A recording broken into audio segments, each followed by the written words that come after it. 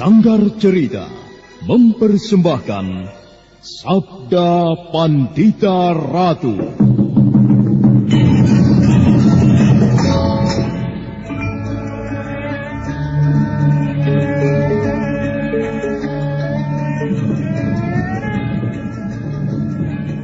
Aneh, kemana larinya orang berjubah merah itu tadi? Sungguh luar biasa, sangat gesit gerakannya. Mestinya aku bisa mengejarnya. Akan tetapi orang berjubah merah itu tiba-tiba lenyap. Tidak banyak orang yang mampu menghilang dalam ajian pengimunan. Orang itu menghilang. Nampaknya orang itu memang dengan sengaja memancingku kemari. Lalu apa maksudnya? Apa maksudnya?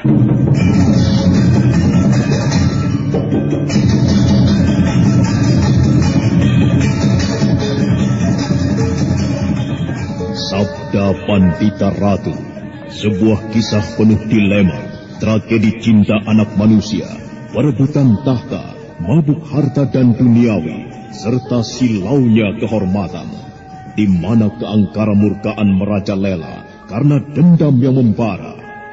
Kisah ini berlatar belakang berdirinya Singasari.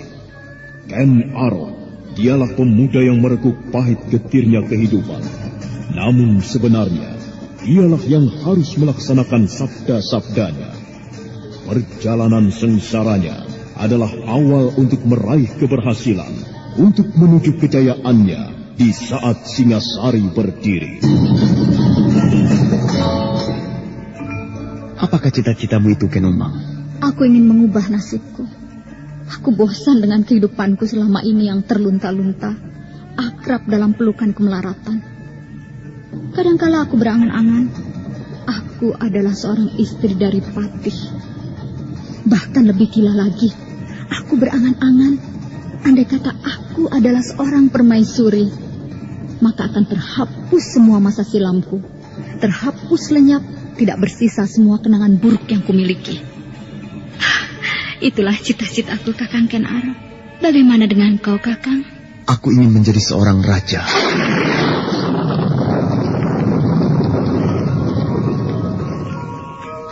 Sabda Pandita Ratu. Naskah ditulis oleh Pondra Swastilangi, diolah oleh Agung Bahrodi, didukung oleh artis-artis terkemuka Ferry Fadli, Eli Ermawati, M. Abud, Ivone Rose, dan lain-lain. Teknik dan montase Ibing Arifin, dengan sutradara Dian Pertiwi. Sabda Pandita Ratu. Kali ini dalam episode ke-17 dengan judul Melacak Dunia Muksa.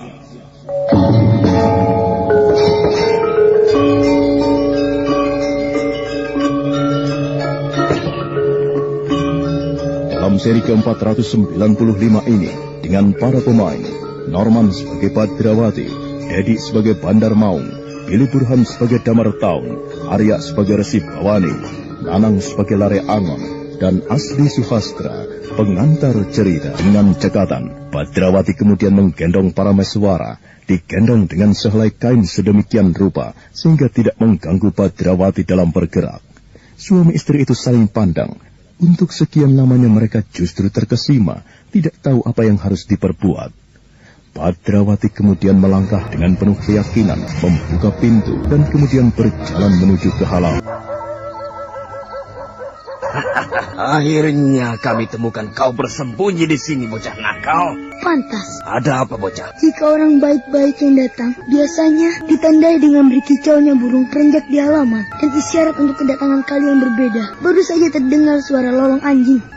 Nah, itu dia suaranya. Lolong anjing menandai kedatangan kalian. Belum lagi tadi siang, beberapa ekor gambreng yang paling suka bermain-main dengan kotoran bertebangan.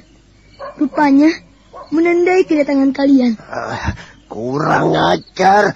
Untuk apa kalian mengejar-ngejar aku, ha? Seperti kurang kerjaan saja. Lebih baik kalian pergi dan jangan menggangguku. Mulutmu Mulutmu kurang ajar sekali, bocah kecil. Belum pernah ditapoki kau rupanya. Memang belum, tetapi kalau aku menaboki orang sering. Berikan bayi itu kepadaku. Berikan. Apa? Berikan bayi itu kepadaku. Sayang sekali Damar tahu. Aku tidak berminat untuk memenuhi apa yang kau minta. Mintalah yang lain. Mungkin akan kupertimbangkan. Mungkin loh, artinya belum tentu aku penuhi. Untuk apa kita ladeni dia bicara? Kita habisi saja sekarang juga. Kurang ajar. Buatan siapa ini? Keluar! Ayo keluar! Cepat! Kurang ajar kau! Aku berharap kalian semuanya tidak akan lupa kepadaku. Bagus, bagus. Mana yang lain? Kalau masih ada menampaklah. Biar kita selesaikan semuanya di sini. Ayo keluar kalau masih ada. Biar kami selesaikan sekarang juga. Yang lain belum akan keluar, Kiai. Akan tetapi janganlah kalian berharap, meski kami hanya berdua, dan salah seorang di antara kami masih seorang bocah, lantas kalian bisa berbuat seenaknya. Betapa malangnya kalian. Kalian memang orang-orang yang bernasib buruk. Maka matilah kalian di tanganku. Pertempuran kemudian berlangsung sangat cepat dan segera pula merambah ke tataran ilmu kanuragan yang semakin tinggi.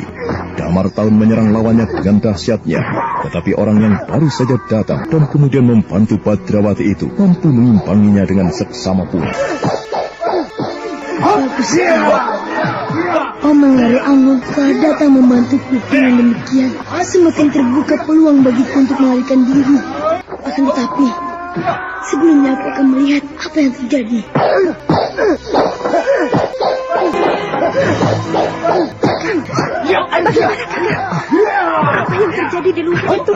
Aku tidak tahu. Rupanya di luar sana mereka sedang berkelahi. Aduh, bagaimana ini? Lalu, bagaimana, Kak? Bagaimana dengan Badrawati itu, Kak? Bagaimana? Bayi itu bagaimana, Kak? Aku tidak tahu, Nyai. Aku tidak tahu apa yang terjadi. Mengapa bisa jadi begini, Nyai? Kita menolong bocah itu, tapi mereka sekarang justru sedang berkelahi di sini. Kata Badrawati kita harus pergi, Kak. Bagaimana, Kak? Saat demikian gugupnya suami istri yang baik itu hingga tidak bisa berbuat sesuatu. Mereka terduduk bersandar di dinding bagaikan orang yang lumpuh. Dan di halaman rumahnya yang cukup luas, pertempuran yang dahsyat itu berlangsung semakin dahsyat.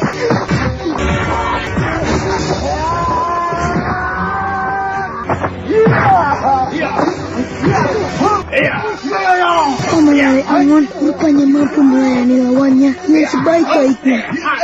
Sebaiknya aku segera lari membawa adik bayi ini. Untuk urusan berlari, dua orang kakek tua itu bisa berbuat melawanku. Guru! Cegah bocah itu melarikan diri lagi, Guru! Sialan. Jangan bermimpi dapat melarikan diri dari kami, bocah kecil. Kau serahkan bayi itu, kau akan kami bebaskan.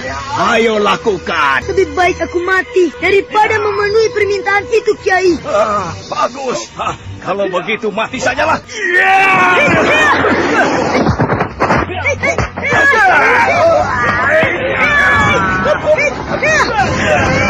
Maka terjadilah dua buah lingkaran pertempuran. Lare Angon yang memiliki raja Cakra di tangan kanannya melayani gempuran dahsyat Damar Taun yang bagaikan banjir bandang. Sedangkan Badrawati yang menggendong para meswara harus melayani kedua lawannya, Besi Bawani dan Bandar Maung, dengan memeras segenap tenaganya.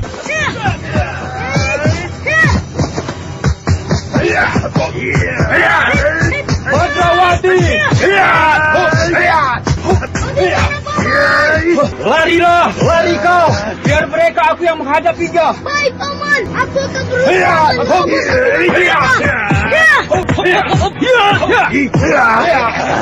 Kau kira mudah untuk melarikan diri, Pertempuran berlangsung dengan seru. Badrawati yang menggendong para meswara berloncatan, berusaha mengambil jarak dan mendapatkan kesempatan untuk melarikan diri. Namun dengan ketat Resi Bawani dan Bandar Maung membayangi, hingga pada suatu kesempatan. Kejar dia! Badrawati melesat bagaikan terbang, tetapi Bandar Maung tidak kalah cepat dalam berlari dan mampu menyusul. Hingga kemudian pertempuran kembali terjadi. Pertempuran pecah di dua tempat yang jauh terpisah. Badrawati kembali harus berjuang mati-matian menghadapi keroyokan kedua lawannya. Nyai, kau dengar suara itu? Iya, aku sudah dengar dari tadi, Kiai. Orang berkelahi, Nyai. Siapa yang berkelahi, Kiai? Aku tidak tahu, Nyai. Wah, kelihatannya seru sekali. Dari arah mana suara itu? Iya, rasanya tadi dari arah timur.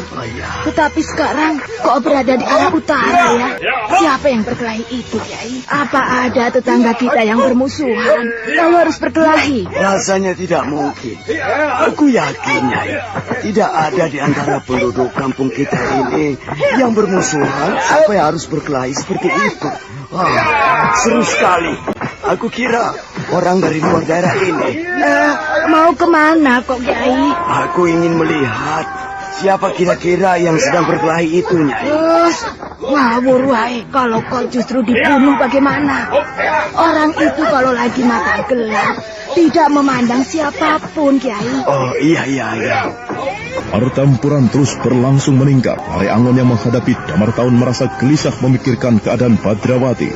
Tetapi Damar Taun terus menyerangnya bagaikan tumpahan air hujan. Namun demikian bukan berarti Damar Taun akan dapat mengalahkan Lare Angon, karena setiap samparan tangan Lare Angon itu akan berarti kematian bagi lawannya. Mati kau keparat! Kau yang binasa! Rasakan ini! Dalam pada itu, Badrawati yang berusaha melepaskan diri dari kedua lawannya menyebabkan lingkaran pertempurannya semakin jauh dari pertempuran antara Damar Taun dan Lare Angon. Mau lari kemana lagi kau bocah nakal? Kalian luar biasa, tetapi tidak tahu malu. Kau akan menggunakan mulut culasmu lagi, Aku sobek mulutmu. Mbah, lebih baik kau pulang saja. Cucumu merindukanmu. Maksudku, mungkin cucumu saat ini sedang merindukan bau apekmu. Jangan diberi kesempatan untuk berbicara, Adi. Kita selesaikan sekarang.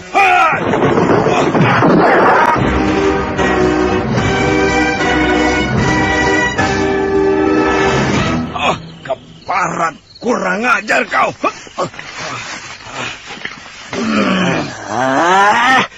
Siapa kau? Perbuatanmu curang, tidak tahu malu. Oh ya? Perbuatan kalian mengeroyok bocah kecil menurutku jauh lebih memalukan. Dasar tua bangka tidak tahu malu. Rai Gedek, Randation. Setan, kau menyerangku dengan cara yang curang. Siapa kau, Namaku Pacar Keling. Kenapa kau melibatkan diri dalam urusan ini, Pacar Keling? Lihat telapak tanganku ini.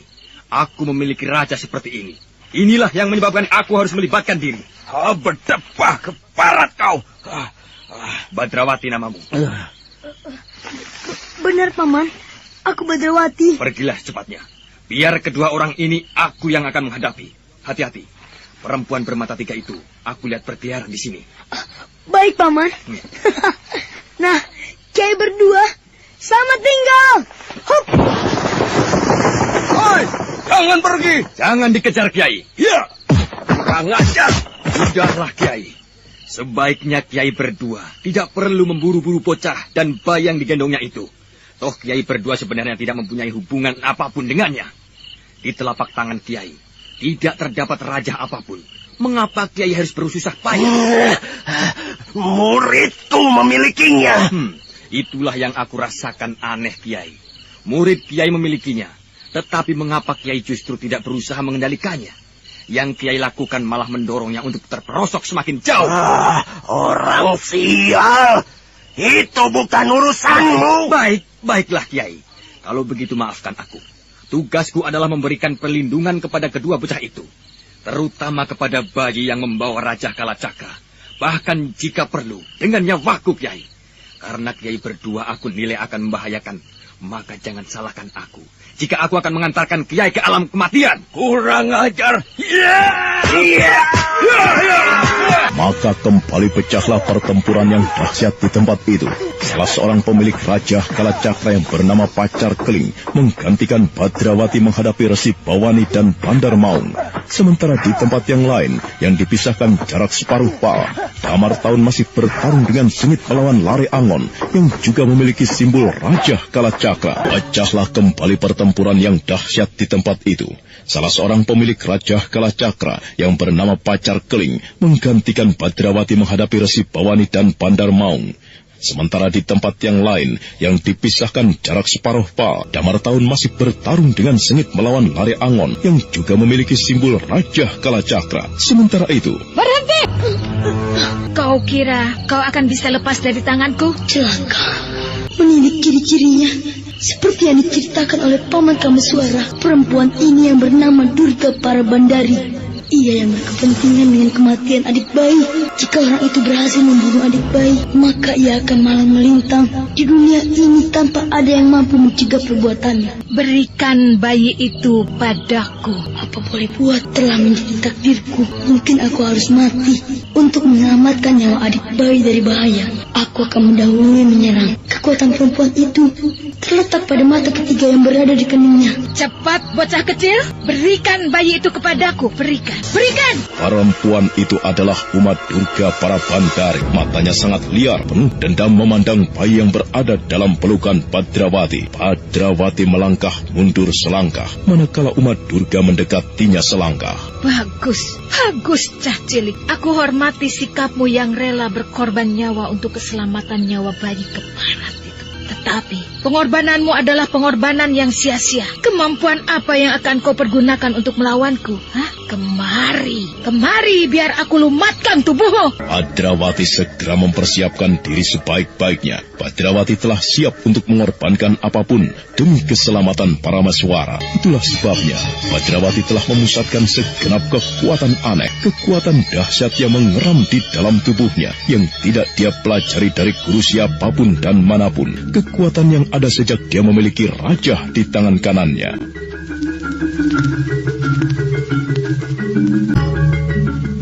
Namun sementara itu, tanpa setahu siapapun, bahkan tanpa setahu Badrawati sendiri, bayi Parameswara seolah mengerti dengan bahaya yang akan terjadi. Bayi itu adalah bayi yang aneh. Dari telapak tangannya telah mengepul asap yang tipis keputih-putihan. Tanpa diketahui siapapun juga, asap keputih-putihan itu melindunginya, menyelubungi dirinya dengan Badrawati yang menggendongnya. Oh, kaukah yang bernama Uma Durga itu? Ya, inilah aku. Bagus. Mengapa? Aku berkeinginan sekali mencopot mata yang ada di keningmu itu. Mulutmu lancang sekali, bocah kecil. Tidak ada orang yang berani melakukan apa yang kau lakukan itu, Keparat. Itu bagus sekali. Jika demikian, akulah orangnya yang berani melakukannya. Akan kulumatkan kau. Aku lumatkan kau. Badrawati memperhatikan apa yang dilakukan oleh Uma Durga dengan seksama dan sangat cermat. Serasa tidak ingin lengah secuil pun, Uma Durga Parabandari mulai melepas secari kain yang melilit di keningnya. Sambil pandangan matanya tidak pernah lepas dari Badrawati. Hingga pada suatu kesempatan, Badrawati merasakan adanya suatu kesempatan. Dia segera menyerang, sebuah serangan dari jarak jauh.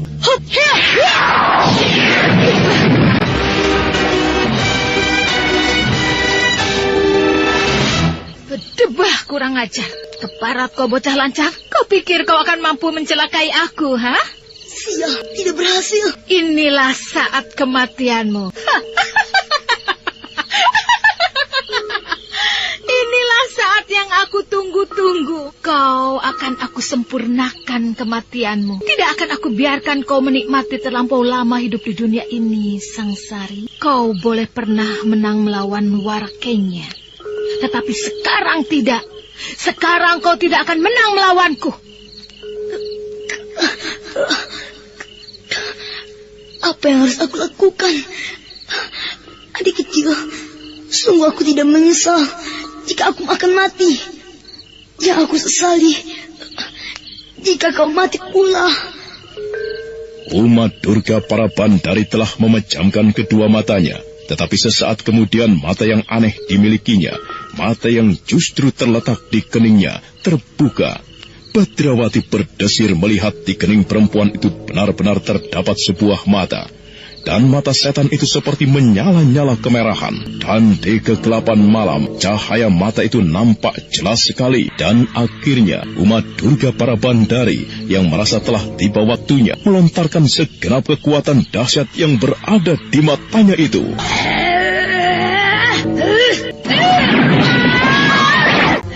Berdebah, kurang ajar. Bagaimana kau mampu melakukannya?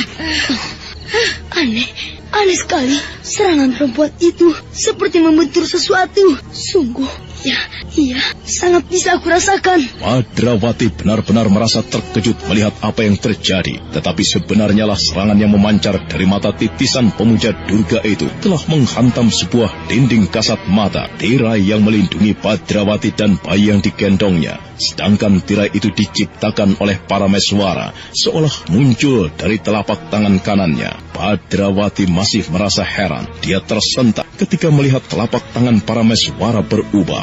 Hah? Berubah menjadi keputih-putihan. Raja di tangan adik bayi itu berubah keputih-putihan. Apa ini? Oh, adik bayi, kaukah yang melakukannya? Benar. Akhirnya Badrawati melihat bahwa ada sesuatu yang keluar dari telapak tangan Parameswara. Sesuatu yang nyaris tidak kelihatan, namun bisa dirasakan dengan ketajaman indranya. Badrawati benar-benar takjub. Bukan main, benar-benar bukan main. Kau luar biasa sekali adik bayi, sangat luar biasa. Rupanya kau yang membuat si mata tiga itu belingsatan.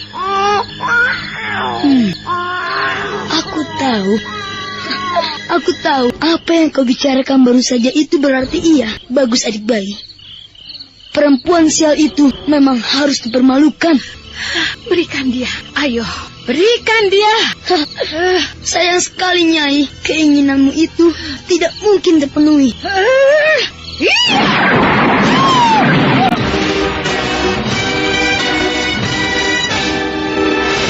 Badrawati adalah bocah yang aneh. Jika dia merasa penasaran, tidak akan cukup puas jika belum mendapatkan jawabannya. Itulah sebabnya, ketika umat Durga para Bandari kembali menyerangnya, dia justru memusatkan perhatian untuk mengetahui apa sebenarnya yang terjadi. Mengetahui dugaannya ternyata benar, Badrawati merasa gembira sekali. Bukan main adik bayi. Aku yakin sekarang, ternyata memang benar. Kau yang melakukannya. Mumpung ia masih belingsatan, mari kita minggat dari tempat ini. Dengan cekatan, Badrawati melesat menerobos kegelapan malam, melenting beberapa kali untuk kemudian lenyap dari pandangan mata. Dan adalah aneh, umat Durga ternyata tidak mencegah atau berusaha menghalang-halangi. Titisan kekuatan hitam dari masa silam itu nampak diam termangu seperti patung. Seperti tersaput oleh semilir angin. Semakin lama tubuhnya semakin kabur dan semakin mengabur, untuk kemudian perlahan-lahan sekali tubuh perempuan itu lenyap, hilang entah kemana perginya. Dan pada saat yang sama... Bapak? Bagaimana, Nyai? Aku baru saja mengalami sesuatu yang aneh, Bapak. Sangat aneh. Apa yang kau rasakan, Nyai? Baru saja, Bapak. Aku seperti melihat seorang bocah lari pontang-panting sambil menggendong bayi. Bocah itu memiliki raja seperti yang ada di tanganku ini juga. Benarkah? Benar, Bapak. Lalu di mana Nyai melihatnya? Di dalam angan-anganku, Pak. Terlihat sangat jelas, seperti berada di dalam kelopak mata. Mungkin apa yang muncul di alam bawah sadarmu itu adalah gambaran dari apa yang sebenarnya terjadi, Nyai. Lalu bagaimana, Bapak? Nyai, nampaknya ada semacam hubungan hati antara Nyai dengan bayi itu.